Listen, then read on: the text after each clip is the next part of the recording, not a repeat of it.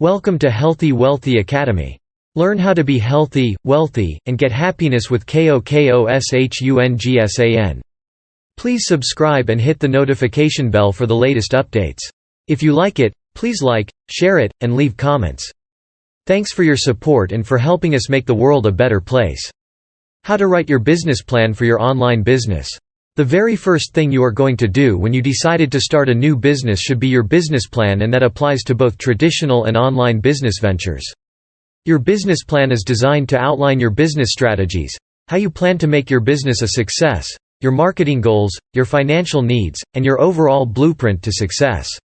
It will be used by you as the business owner to stay on your business path, and it will be used by potential investors and lenders to help them decide whether your business venture interests them, whether they think your business venture is a viable investment opportunity for them. For that reason alone, you should make sure you take the time to create the best business plan you can. An online business is generally much different than a traditional business, and your business plan needs to reflect that. In addition, your business plan must make sure that it details the nuances of your online business that investors may not be aware of or may not understand. You can begin writing a business summary.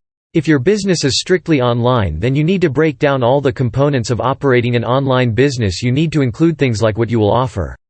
How will you get customers? Who will run your business? Where will your business be located?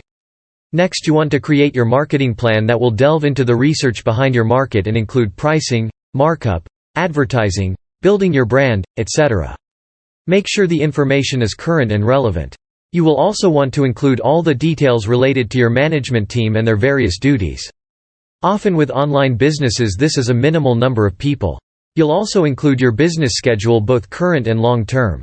This would be things like, when is your site going live? Will you be getting a loan? Basically, you want to outline the key growth points to give the reader a picture of where you visualize your business going. Of course, you'll need to cover your financial plan, your startup capital, and whether you need to borrow some or all of it, your operating costs,